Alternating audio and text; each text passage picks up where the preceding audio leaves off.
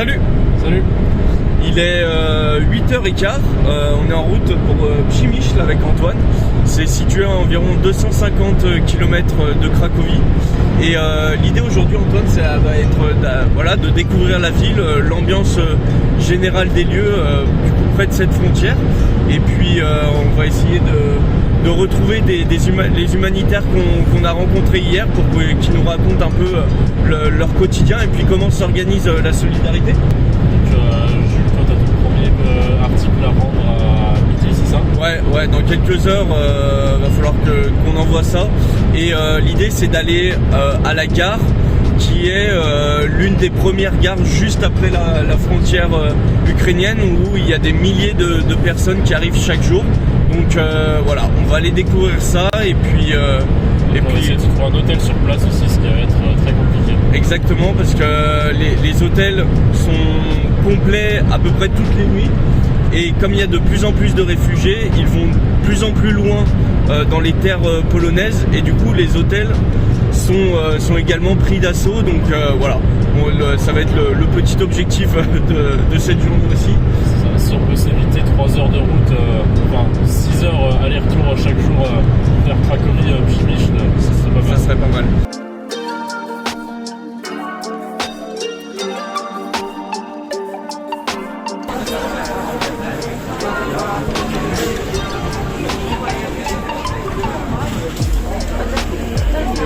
Alors là, Antoine, on est arrivé à la gare de Przemyśl. Il y a littéralement des centaines et des centaines de réfugiés dans la gare et en dehors. Les gens s'entassent dans les couloirs. Il y a des ONG qui distribuent de la nourriture.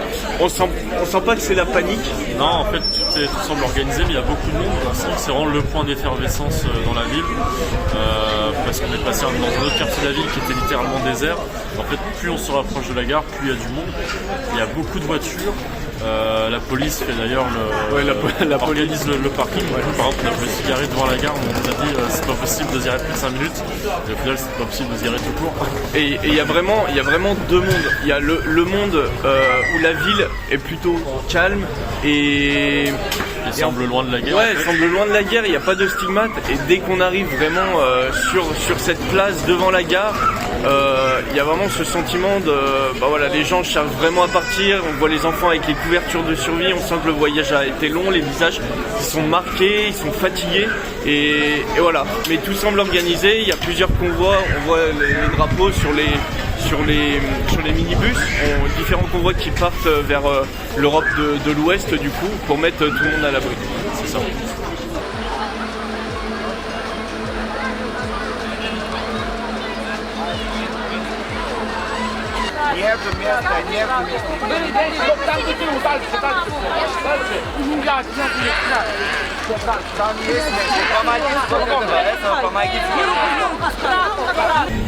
Ok Antoine, on est toujours à la gare de Przemyśl.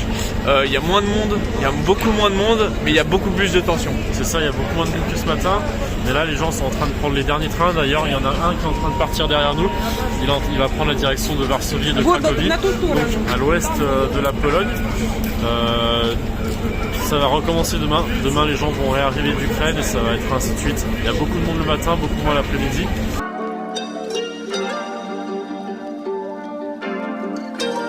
Donc là on est arrivé au Airbnb, on va se poser 5 minutes, pas plus, hein. Si on va direct repartir dans la foulée voir Elliot, notre militaire de Bourg.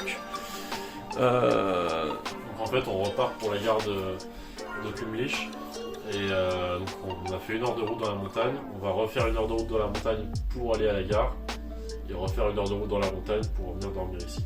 C'est trop bien la Pologne. Voilà, donc là on vient de finir de manger, malheureusement on vient d'apprendre qu'on ne retournerait pas sur Przemyśl ce soir, pour la simple et bonne raison que Elliot, l'ancien militaire qu'on devait voir avec ses compagnons ce soir, finalement il dort sur Prague, donc il ne sera pas dans la ville avant demain.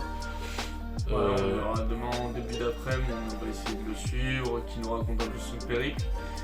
Et puis aussi rencontrer, parce qu'on les avait pas rencontrés sur Bourg, mais ses compagnons de voyage, voilà, donc ils nous parlent un peu de leur histoire personnelle. Et du coup, on vous dit bonne soirée, puis à demain. À demain.